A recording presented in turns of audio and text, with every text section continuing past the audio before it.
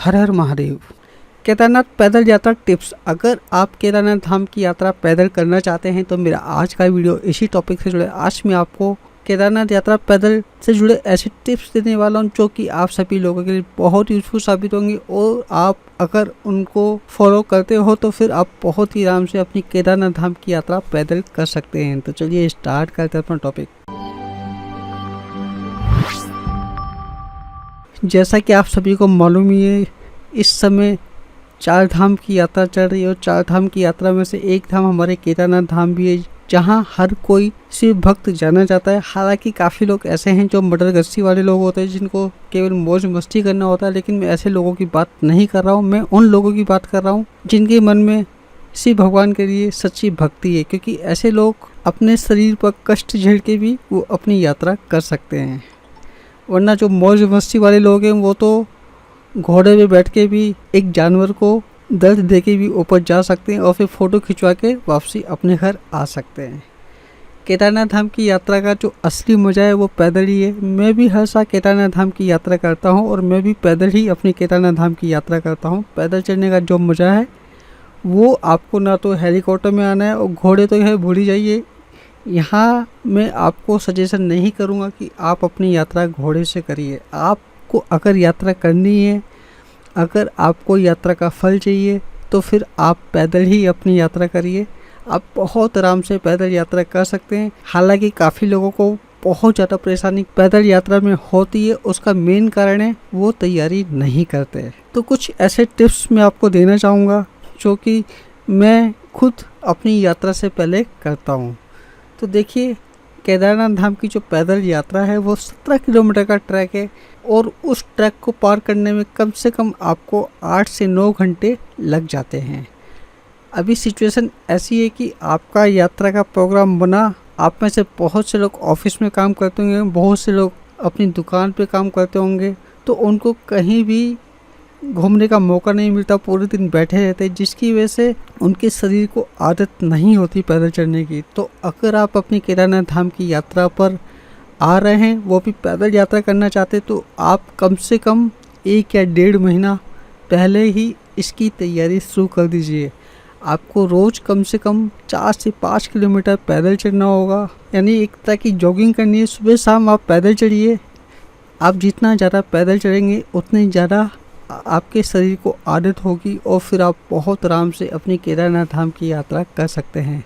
मैं आपको अपना बताना चाहूँगा, जब भी मुझे किसी यात्रा पर जाना होता है तो उसकी तैयारी में 1-2 महीने पहले से शुरू कर देता हूँ। मैं भी देखिए पूरे दिन कंप्यूटर पर बैठा रहता हूँ। मेरा जो रूटीन है, मॉर्निंग में 3:45 बजे मैं उठ जाता हूँ, ठीक है। उसके बाद 4:30 तक मैं नहा लेता हूँ, और 5, सवा 5 तक मैं अपने घर की पूजा और फिर मंदिर में जाके पूजा करके पूरा निबट जाता हूँ, और 5:30 बजे मैं अपने सिस्टम पर बैठ जाता हूँ, यानी कंप्यूटर के सामने बैठ जाता हूँ, और देन लोगों की हेल्प शुरू कर देता हूँ। तो पूरे दिन मैं भी देखिए कंप्यूटर बैठा रहता हूँ, लेकिन जो मेरा शाम का टाइमिंग है उसे कम से कम मैं 4 से 5 किलोमीटर अपना पैदल चलता हूँ। मेरा रूटीन है, और उसी रूटीन के कारण मैं अपनी केदारनाथ धाम की यात्रा पैदल कर पाता हूँ। वरना अगर मैं भी देखिए पूरे दिन बैठा रहूँगा और फिर एकदम से मैं सोचूंगा चलो मैं केदारनाथ धाम चलता हूँ, और फिर मैं अगले दिन अपनी चढ़ाई शुरू करूँगा, तो यकीन मानिए मैं भी नहीं चढ़ पाऊँगा। मुझे भी मात्र 10 कदम की दूरी पे ही हाफना शुरू हो जाऊँगा मैं। तो इसलिए सबसे पहला टिप्स तो आप लोगों के लिए यही है कि अगर आपको पैदल यात्रा करनी है केदारनाथ धाम की, तो कम से कम आप 1 या 1.5 महीना पहले ही कम से कम 4 या 5 किलोमीटर पैदल चलना शुरू कर दीजिए। आप जितना ज़्यादा पैदल चलेंगे उतना ज़्यादा आपका शरीर खुलेगा, और फिर आपको केदारनाथ यात्रा की पैदल चढ़ाई में किसी भी तरह की कोई परेशानी नहीं होने वाली। अब हम बात करते टिप्स नंबर 2 की।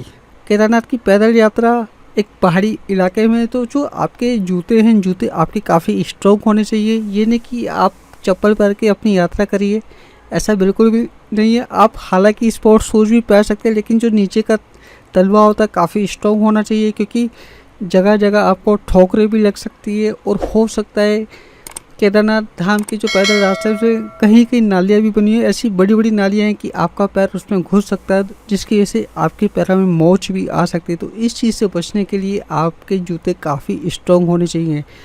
मैं भी केदारनाथ धाम जाता हूँ, लेकिन जो मेरे शूज़ हैं वो ट्रैकिंग शूज़ हैं।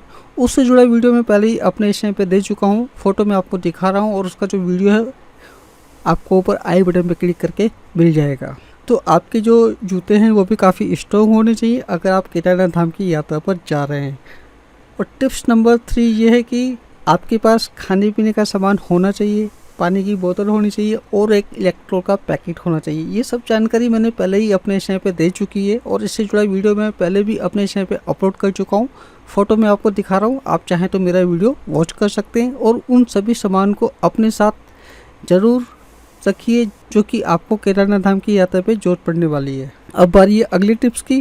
तो केदारनाथ धाम यात्रा पे जाने से पहले कम से कम 10 दिन पहले ही आप अपना बैग बिल्कुल तैयार कर लीजिए। मैं आपको अपनी बताता हूँ, जब भी मैं केदारनाथ धाम की यात्रा पर जाता हूँ तो 1 महीना पहले ही मैं अपने बैग की पैकिंग करना शुरू कर देता हूँ, क्योंकि टाइम पे चीज़ें याद आती रहती तो उसमें मैं रख देता हूँ और जब मेरा फाइनल डे होता है उस सब चीज़ को मैं पहले से ही देख लेता हूँ और फिर अगले दिन सीधा बैग उठाया और अपनी यात्रा पे निकल गए। अब हम बात करते हैं अपनी अगली टिप्स की। केदारनाथ धाम की जो पैदल यात्रा है, जब भी आप शुरू करें, आप जितना जल्दी शुरू करें उतना ज़्यादा फ़ायदे में आप रहेंगे। मैं आपको अपना बताना चाहूँगा, मैं जब भी केदारनाथ धाम की पैदल ट्रैक शुरू करता हूँ, मैं लगभग 2 या 3 बजे के आसपास अपना गौरीकुंड से निकल जाता हूँ।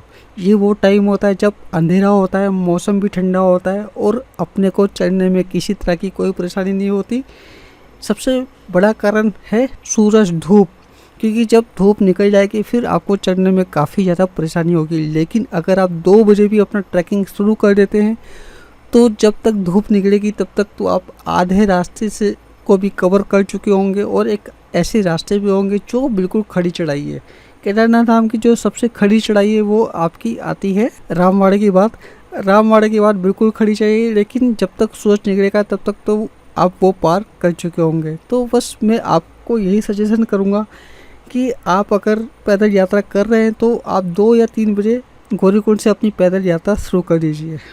काफ़ी लोग ऐसे होते हैं जो गौरीकुंड रुक तो जाते हैं लेकिन फिर 8 या 9 बजे गौरीकुंड से निकलते, तो ऐसे में फिर उनको बहुत ज़्यादा परेशानी होती है और फिर वो बहुत लेट केदारनाथ धाम पहुंचते हैं।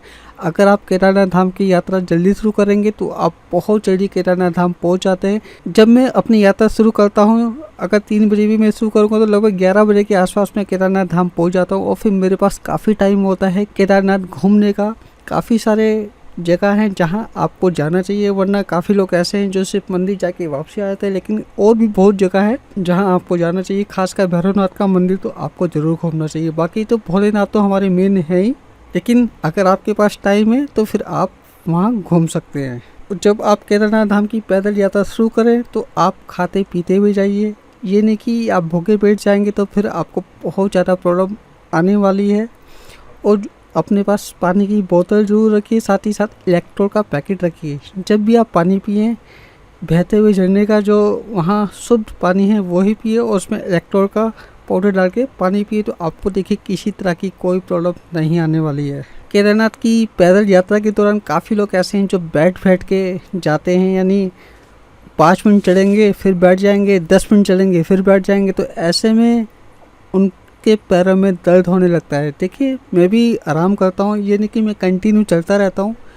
मैं जब भी अपनी केदारनाथ धाम की यात्रा करता हूँ, अगर मान लिया मैं कहीं थक जाता तो मैं बैठता नहीं हूँ, मैं खड़ा हो जाता हूँ और 5 या 10 मिनट मैं वहीं खड़ा रहता हूँ और उसके बाद मैं अपनी यात्रा शुरू करता हूँ। अगर मान लिया मैं वहाँ बैठ जाऊँ तो फिर जो मेरे पैर हैं वो जवाब दे जाएंगे। तो अगर आप अपनी यात्रा पर जा रहे हैं तो आप कम से कम बैठिए। हालांकि जब आप कहीं मैगी वगैरह खाएंगे या कुछ खाएंगे पिएंगे तब आपको बैठना पड़ेगा, लेकिन ये नहीं कि आप 10 मिनट चले, 5 मिनट चले और आप वहाँ बैठ गए, तो ऐसे में आपको बहुत ज़्यादा प्रॉब्लम हो सकती है। तो आप जितना कम से कम बैठेंगे उतना बड़ा फ़ायदा आपको होगा और आप बहुत ही आराम से पैदल केदारनाथ धाम की यात्रा कर पाएंगे। देखिए जो मेन टिप्स थी वो मैंने आपको दे दी है। बस सबसे बड़ा ध्यान तो आपको यही रखना है कि आपको अपनी यात्रा से पहले 1 या 1.5 महीने तक अपना कम से कम 4 या 5 किलोमीटर पैदल चलना है, ताकि आपका शरीर खुल जाए और आपको किसी भी तरह की कोई प्रॉब्लम पैदल यात्रा के दौरान ना हो। एक आपके जूते काफ़ी स्ट्रॉन्ग होने चाहिए, ठीक है। और देन आपको केदारनाथ की यात्रा जल्दी स्टार्ट करनी है। ये नहीं कि आप 8 या 9 बजे स्टार्ट करें, आप जितना जल्दी स्टार्ट करेंगे उतना आप फ़ायदे में रहेंगे उतना जल्दी आप केदारनाथ धाम पहुंच जाएंगे। और पानी की बोतल आपको अपने साथ रखनी है, जिसमें इलेक्ट्रो का पैकेट आपको डाल के पीना है और खाते पीते जाना है। और देन आपको बैठ के नहीं जाना है, अगर आप ज़्यादा बैठेंगे उतनी ज़्यादा प्रॉब्लम आपको होगी। तो मेरे इन टिप्स को आप फॉलो करिए और यकीन मानिए आपको किसी भी तरह की कोई प्रॉब्लम नहीं होगी। काफ़ी लोग ऐसे हैं जो डंडा लेके अपने साथ चलते हैं, तो मैं आपको सजेशन नहीं करूँगा कि आप डंडे का सहारा लेके चलिए, आप बिना डंडे के चलिए, क्योंकि मैं खुद बिना डंडे के चलता हूँ, मुझे किसी भी डंडे की ज़रूरत नहीं है। और मेरे पास तो मेरा बैग भी होता है जिसमें काफ़ी सामान होता है। तो मेरे इन टिप्स को आप फॉलो करिए। अगर आपको किसी और तरह की कोई जानकारी चाहिए तो आप मुझसे कांटेक्ट भी कर सकते हैं, मैं आपकी पूरी सपोर्ट करूँगा आपकी केदारनाथ धाम की यात्रा से जुड़ी किसी भी तरह की जानकारी के लिए। और आप मेरे चैनल को सब्सक्राइब करना ना भूलिए, क्योंकि इस चैनल पे मैं आपको ऐसे अपडेट देता रहता हूँ जो कि आप सभी लोगों के लिए बहुत यूज़फुल साबित होते हैं। तो आज के लिए बस इतना ही। हर हर महादेव।